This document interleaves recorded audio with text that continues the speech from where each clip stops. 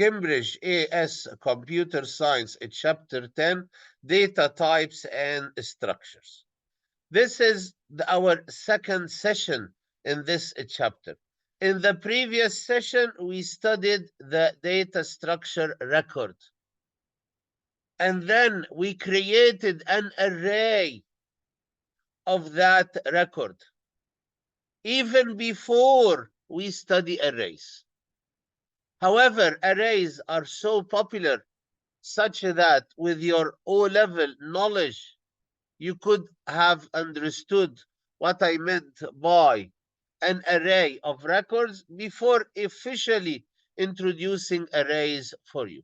Let us today introduce arrays, and then we will spend most of the time doing examples related to arrays, and it is important to build our programming skills by doing as many examples as possible. Okay, so arrays, sometimes we want to organize data values into a list or a table or matrix. When it is just a list, we have one-dimensional array that is just a list. Okay, when you have an array where every element of that array is a record, you are building a table that looks like a database table. And sometimes you deal with two-dimensional arrays. That is X and Y, that is a matrix. I think dealing with two-dimensional arrays is a bit confusing and more complex. They even teach it now in the O-level. Okay, two-dimensional array. Okay, in most programming language, these structures are known as arrays. And an array is an ordered set of data items of the same data type. So, for example, the array would be all string, or the array would be all integer. The array would be all real numbers, okay? Grouped together under the same identifier. It has a single name. So, for example, name between bracket 1, name between bracket 2, and that between bracket is the array index. Individual array elements are addressed using an array index for each array dimension. What do I mean by each array dimension? Sometimes you have a one-dimensional array, and then you have one index. So, for example, marks between bracket 1, marks between bracket 2, or score between bracket 1, score between bracket 2. Then you have, for example, several scores for just one player. Okay? If, however, you have many scores for many players, then it's going to be two-dimensional. So you have score 1-1, score 1-2, score 1-3. You have two dimensions with an index for every dimension. Okay, we will be looking at this. This is an array of one dimension. Okay, we will be looking at this very soon. Features of an array, you need to study these because they may simply ask you some questions like this in your paper too. And I call these easy marks. Let us get them. Features of an array. An array is a set of data items that have a common name. Items are referenced using a subscript or index. All data items are of the same data type. I think this is already written here. What are the advantages of using arrays?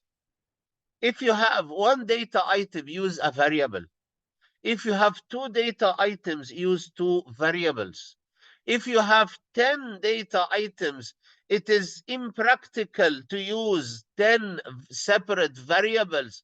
Just put them in an array with the same name and different index. And then it is very common that you use loops with arrays. For example, the for loop. Okay, So advantages of using array: makes the program easier to design, code, test, and understand. It is very inconvenient to use 10 variables. You just better to use one array of 10 elements. Multiple instances reference via a single identifier. This is so complicated. What is that? Multiple instances. They are just multiple values. Just forgive me because this is copied from the mark scheme. Multiple values referenced via a single identifier, so fewer identifiers need. Maybe we can say multiple values, and we keep that instances term for object-oriented program. So fewer identifier. Easier to amend the program when the number of elements increase. If you are dealing with 10 values, and then you say they are now 20, just the same program, and instead of using a loop from 1 to 10, I think just change the loop from 1 to 20 and make you sure the array is big enough, or just also increase the size of the array when you declare it.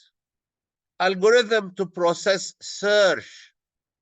We will be study search algorithms and organize, for example, sort.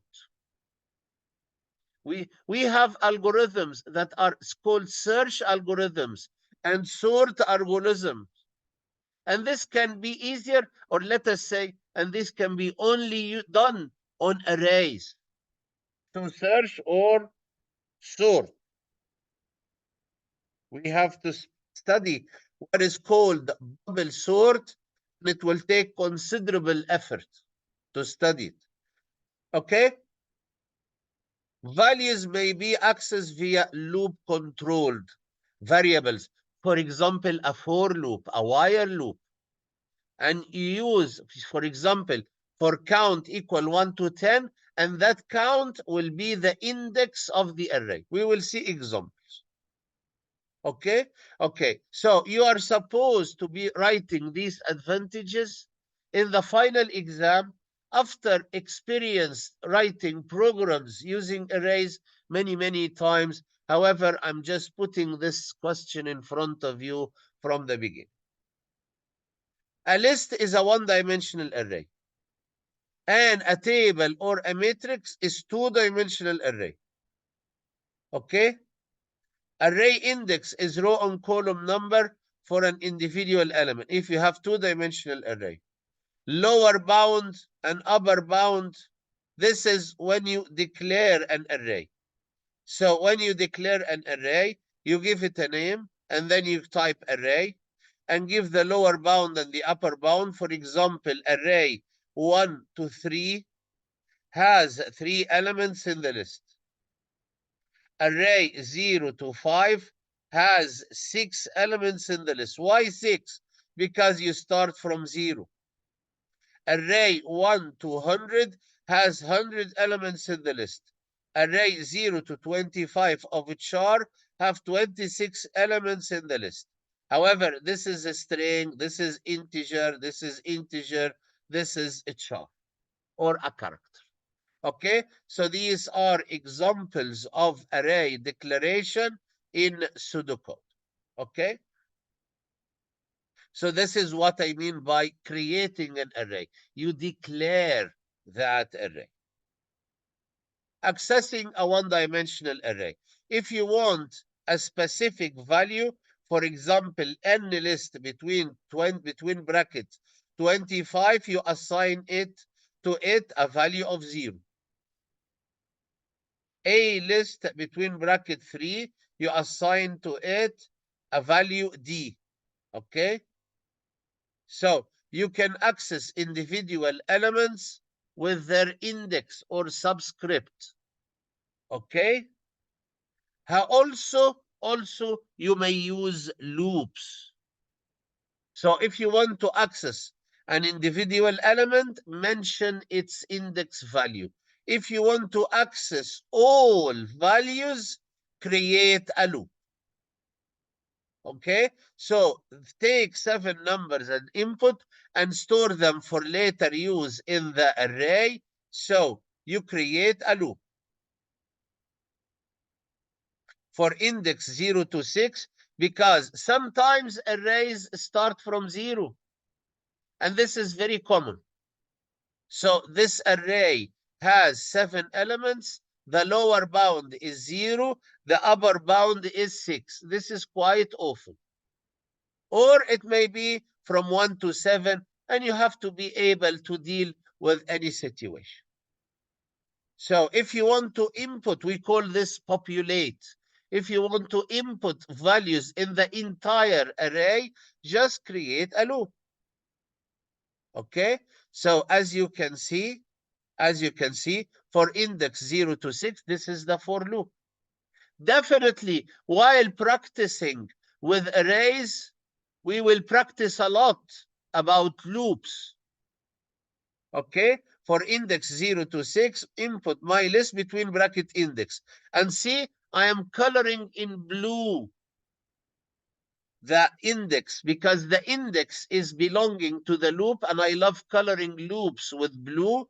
And in the same time, it is the subscript or the index in the array. However, now in the recent standard of pseudocode, we use for with next. Okay, so I think it will count for you. However, let us use the most recent standards. If you want to print 7 numbers stored in the array for index 0 to 6, print my list between bracket index and then next. Or if you want to be more precise, you type here next index. Okay? Okay. So that was a bit of basics. Let us go directly to examples. I have 3 examples here, all copied from recent past papers. I hope they are easy to follow. And our target is to be able to write code, is to be able to understand code, is to practice coding. Okay, let us look at these ideas because I think they are most useful in our study. Okay, please go to the classified, go to classified programming part 2, page 121. Okay, let us read it from here or read it from my notes. They are just the same. Okay, a function process marks, and you are now very knowledgeable about using functions. A function returns a value. A function has a header. At the top, you write function, space, the function name. There may be or may be not arguments between these brackets. And at the end, because it's a function, it should return a value. And at the end, you write end function. So you start here with function, and it's called process marks. There may be arguments or may not. At the end, you have end function. Okay? Okay. Please be careful to write these because if you don't, you will lose 1 mark. Okay? Or at least 1 mark. Okay? This is very easy. Okay, so it's a function. So you write here function. It's called process marks. You put here process marks. What is between bracket? Let us see. Okay, at the end, it's a function. So it should return something. And then you have here end function. Okay, okay. It requires to analyze test marks for a class of students. There are 20 students in a class.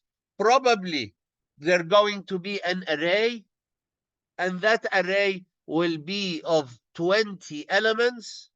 Every element will be a mark, so probably maybe every element would be an integer or a real, depending on marks. I think here it's an integer. A mark is between 0 and 100. Maybe you will need to do validation. For example, if you input, make sure you put it in a loop, repeat until mark greater than or equal 0 and mark smaller than or equal 100. Maybe. The marks of the class are stored in an array called mark, which has 20 elements. The array is passed to the function as a parameter. Yes, look at this. This is the parameter. So it is passed to the function as a parameter. So between brackets, you put the name of the array that will receive that parameter or argument. So now between the brackets of the function, you declare, this is declaration. You declare the array that will be used as a parameter that will receive the values, because the marks, the array is passed to the function as a parameter, and it will be received here as mark colon array. This is declaration between bracket 1 to 20. So the lower bound is 1 and the upper bound is 20, and you have 20 elements of integer. Every element is an integer. Okay? The function will output a message stating the average and highest mark. So the function will output, it will print on the screen. This is not the return. Let us see what this function will return.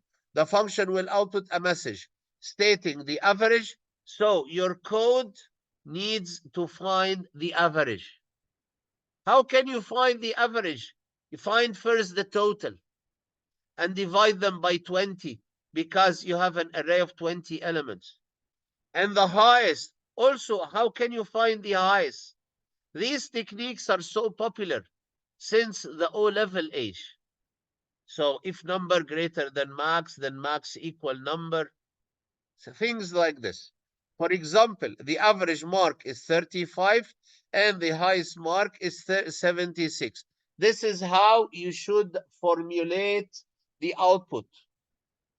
The function returns, yes, I'm looking for that return, the subscript of the highest mark. It shows on the screen that the highest mark is 76. However, it returns, because a function returns a value. It returns, for example, position. And that position will be the index or the subscript of the student who achieved that highest mark. Maybe it's student number 15 or student number 17. Okay? Okay, so please go ahead and write this code. Okay, I will let you look at this.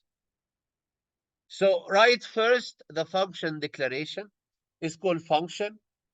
The function name is called process marks. Between bracket mark, which is an array 1 to 20 of integer. And that function returns an integer because it returns the subscript of the highest mark, and that subscript will be an integer.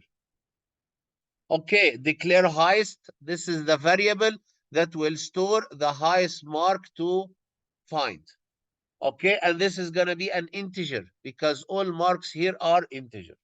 Declare average, and average is real because you will calculate the total and then divide it by 20. Maybe they're going to be fraction. Declare total, and this is integer. Declare position. This is the place in the array where the highest student with the highest mark, where the value is stored. Declare index. Maybe this is going to be the loop index and the array index. Okay. This is so easy. This is O-level. Because if you want to find the average, first find the total. Please keep writing and keep thinking of it.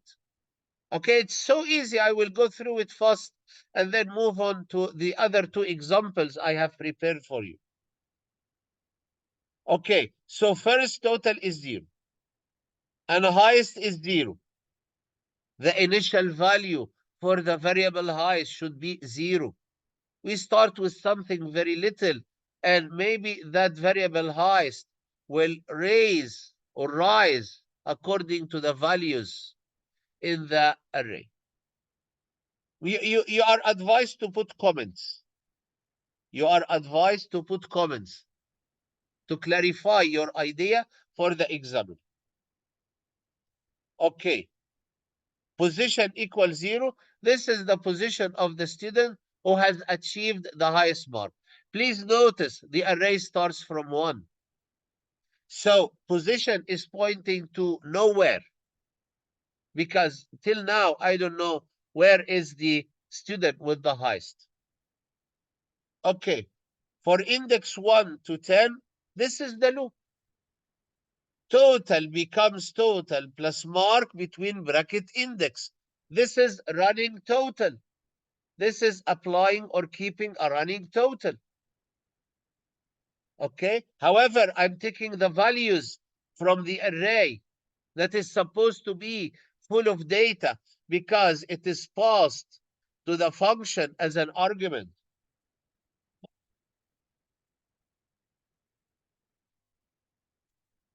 So this is how to keep a running total.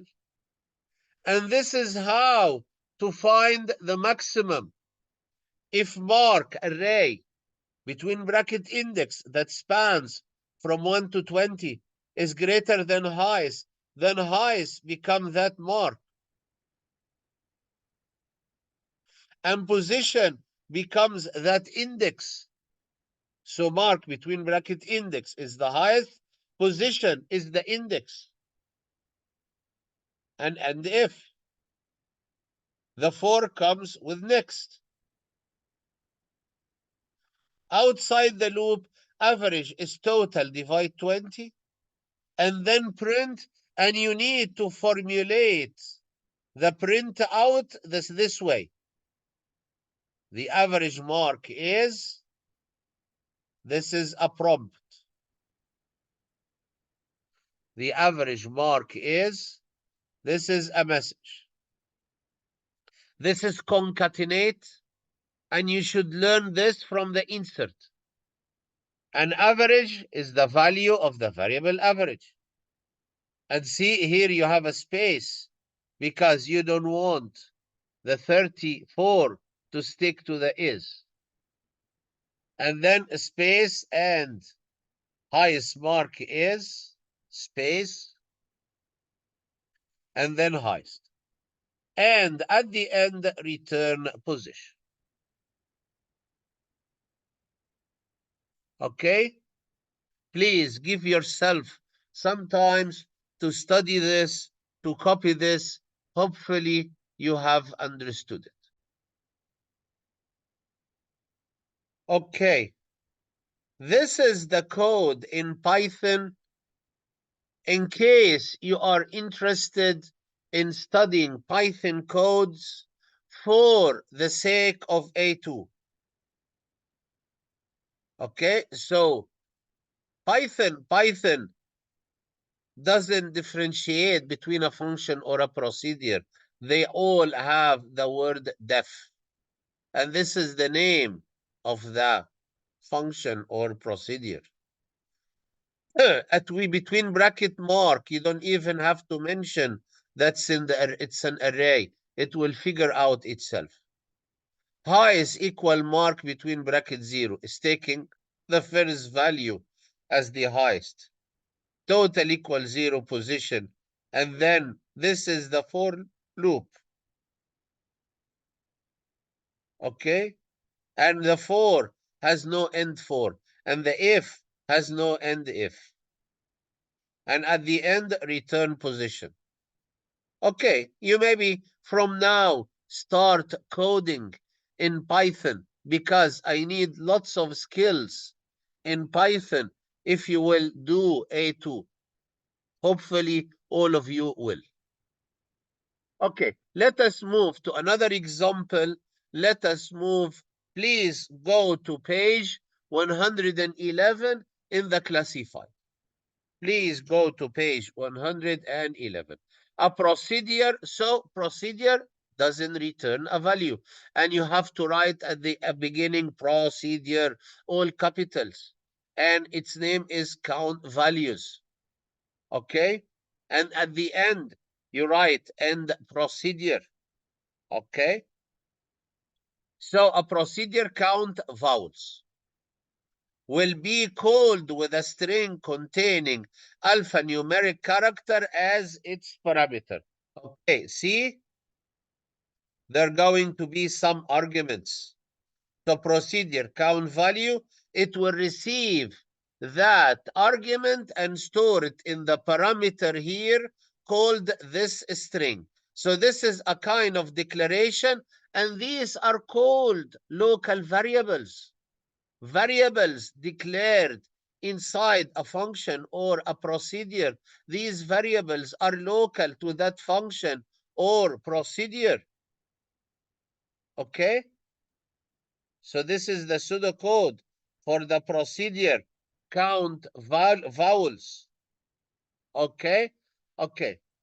Count and output the number of occurrences of each vowel. A, E, I, O, U in the string. Count and output the number of occurrences of other alphabetic characters.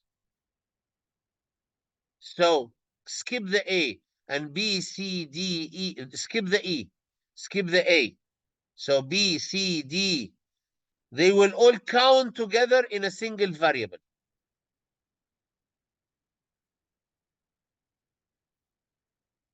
As a single total, I'm sorry. Okay? The string may contain upper and lower case. So A capital and A small both should count together. How can I do this? In the insert, there may be function upper or function lower. Okay? So convert them all, for example, to lower, and then decide upon the lowercase. Okay? So the string may contain both upper and lowercase character. Each count value will be stored in a unique element of a global one-dimensional array. When you have a global array or something, you don't need to declare it. It's global. It is declared at the top of the program. Each count value will be stored in an array. So we will have an array, for example, index 0, or maybe index 1. Let us see how it will go. Index 1. Index 1 will store index 1. Let us look at the code, because the code, there's so many skills in that code. There are so many skills in that code. And we also have string handling. We also have string handling here. Okay, please study this very well. You need all these skills. Okay, you may assume that my course is about teaching. Is about teaching examples and earning skills from those examples. Okay, okay. So you have the array called character count of type integer. The array will contain 6 elements. All of this is mentioned in the question, so you have to follow. Using the following functions from the insert. I have mid. I have function mid from the insert that extracts letter by letter from that string. I also have length to see how many characters are there in that string. I also have function lcase to convert all characters into lowercase characters, and I count values of vowels in the lowercase form. Okay? The array will contain 6 elements. Using the following functions from the insert, mid, length, lcase. I have copied these from the insert into my notes just to have them in front of you. To know that these, if in the exam, you refer to the insert. Okay? Okay, so let us write the pseudocode for the procedure count vowels. Please look at this. Look at this. This is the question. Definitely without the functions from the insert, because you will have the insert with maybe like 20 or 30 functions. You have to decide for yourself what functions you need. Okay. Okay. So first thing to write, the title procedure, all in capital. And the procedure will be called count vowels. This is given in the question. And it receives an argument. And call it this string. Okay? You need to declare index. Maybe that will be the loop index. That will be the loop index. This char, you will extract letter by letter from the string. Okay? Okay. Let us study this technique. I would like to I have an array, and this array is called char count, and you don't need to declare it because it is a global variable. It's a global array already declared. Okay? So it has 6. It has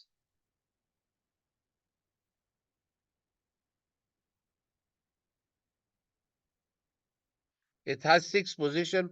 1, 2, 3, 4, 5. That array has 6 position. Position 1 to count in it how many A's has occurred and or have occurred. It doesn't matter. Forgive me for the grammar. Okay, and to count how many E's has occurred and how many I's, how many O's, how many U's. And then there is another position. This is position number 1, number 2, number 3, number 4, number 5. And number 6 will count how many all other characters have occurred. You need to initialize all values in that array into 0. So you do a loop for index 1 to 6. Char count between bracket index equals 0 and next index. You initialize everything in that array into 0. Okay? You have 6 positions. Okay? Okay, this is another loop. However, this loop will be going through the string of characters, character by character. For index 1 to length of this string, and this is function length, returns the integer value representing the length of this string. Okay? So, for example, if you have a sentence with 10 characters, the loop will repeat 10 times. If you have a sentence with 100 characters, the loop will repeat 100 times. This char equal L case, you convert everything to lowercase. Between bracket mid, function mid, this string index, comma 1, extracts letter by letter from the string. From the string called this string at an index 1, it takes 1 letter, this is 1. And then at index 2, it takes 1 letter, and this is 1. At an index 3, it also takes 1 letter. So comma 1 is about take. This is the function mid. Return a string of length y. Here it is of length 1. Starting at position x. Here you start at position index of this string. For example, mid A, B, C, D, E, whatever, 2, 3, return B, C, D. because you get from position 2 3 characters. Here, I only extract only one character. And the position is starting at 1, going to 2, 3, 4, 5, up to the length of this string. So this is string handling. These are the things we play with in AS. Okay? And maybe now in the O level. We have the same in O level. Okay, so now you are extracting letter by letter and converting them all into L case. Then you go into a structure of case instead of several nested ifs. You should have studied the case in chapter 9. So, case of this character. A, then count 1 becomes count 1 plus 1. So, you increment char count between bracket 1 whenever an A occurs. You increment char count between bracket 2 whenever an E occurs. You increment char count between bracket 3 whenever an I occurs, whenever an O occurs, whenever an U occurs. And you increment char count between bracket 6 whenever A to Z, any other letters, because the A will be trapped here, so it will not count. The E will be trapped here. It will not count here. But the B will count here. The C will add to here. Okay? So this is a case. And then next index. So you have here a loop to initialize all values to 0. Also here, you have a loop to output all values from the array. For index 1 to 6, output a char count between bracket index and next index.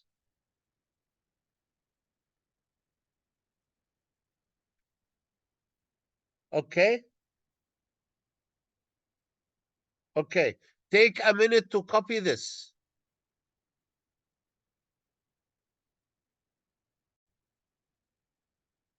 Okay, enough with this example. Let us move on to the next example. Please go in your classified to page 114. A car has the ability to detect a skid. In your car, you have 4 wheels. Okay? And I have an array of 4 elements.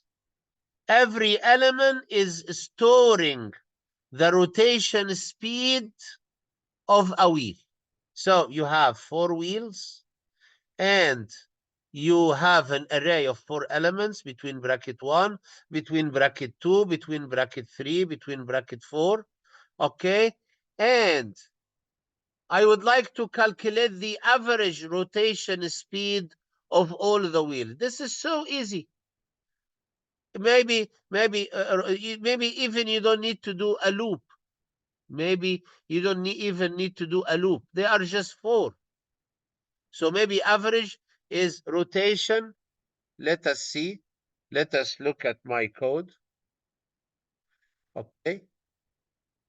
So you have an array called rot. Okay. So it's an array 1 to 4 that stores 4 rotational speeds for 4 wheels. And you like to calculate the average. Okay, so average is rot 1 plus rot 2 plus rot 3 plus rot 4, all divide by 4. Okay, and you want to search through the array to see if there is a wheel that is over spinning or under spinning. We call this skid. So you do a loop. Okay, you do a loop. looking through the array to see if anything is greater than 1.1 of the average or anything smaller than 0.9 of the average. Because if it is greater than 10% of the average, or if it is smaller than 10% of the average, I consider this skid.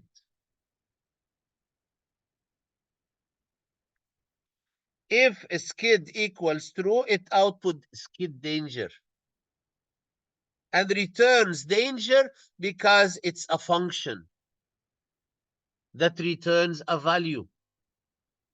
What else do we have here? We have here validation.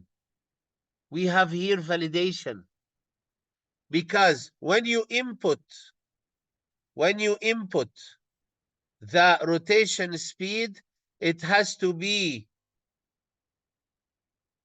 between 0 and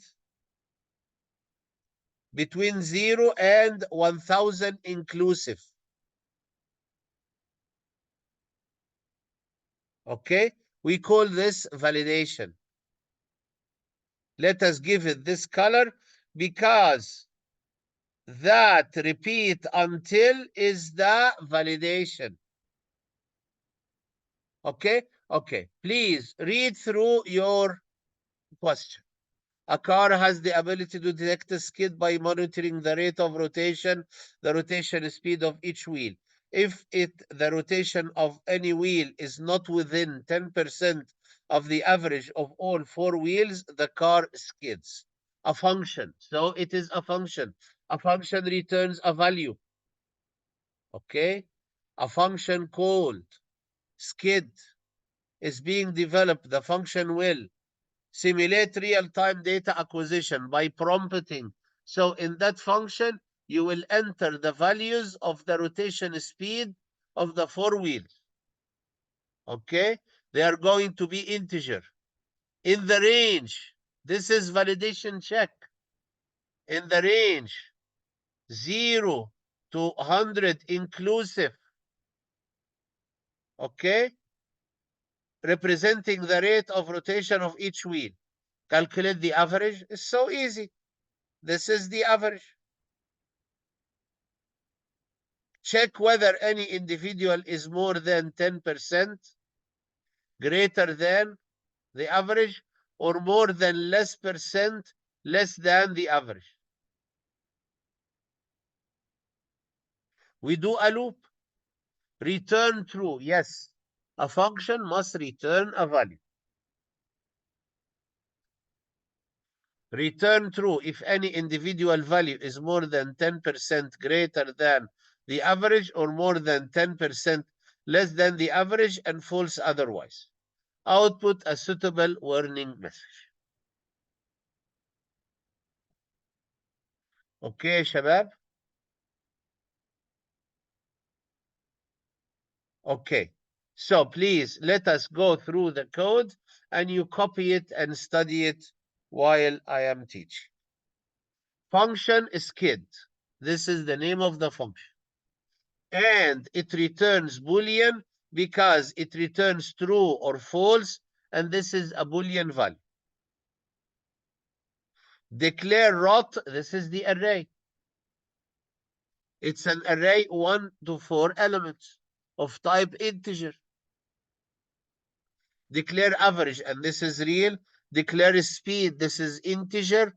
Declare danger, and this is Boolean. Okay? We would like to populate the array. We would like to input 4 values for the array. However, you need to do validation on every individual value.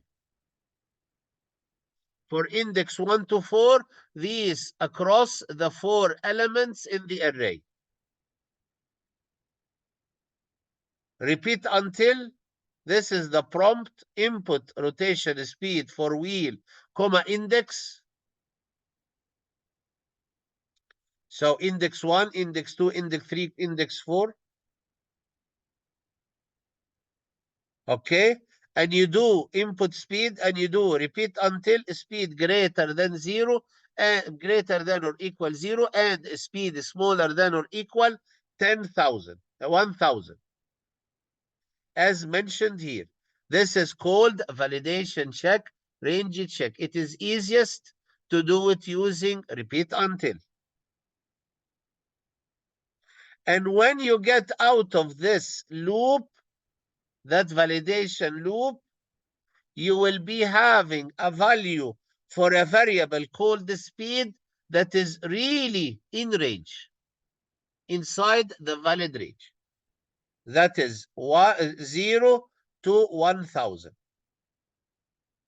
Okay?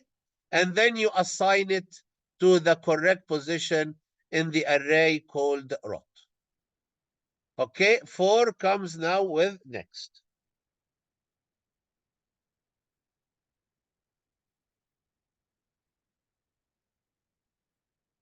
Okay?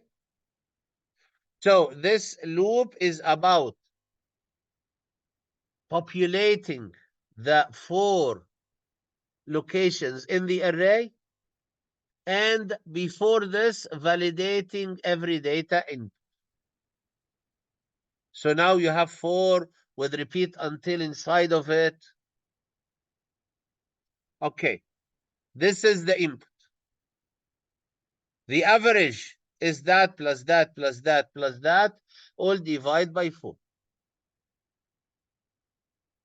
And then in the second part of your code, you start innocently with a value for the variable danger equal false, which means no skid is yet detected.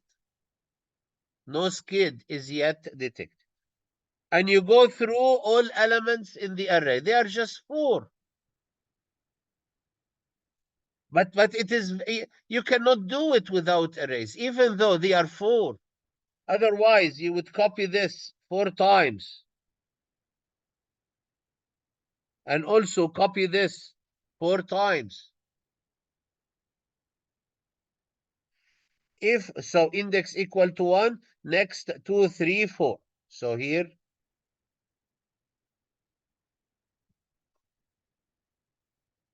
okay. So if rot between bracket index is greater than 1.1 multiplied by average, or rot between bracket index is smaller than 0.9 of that average, then danger equal true and end if. You start with a value for variable danger as false, and you go through them all, and if anything signals that there is a skid, then danger becomes true. At the end, you do 2 things. If danger equal true, then output skid danger. Also, and if also, you return Boolean, that is the value of danger, true or false.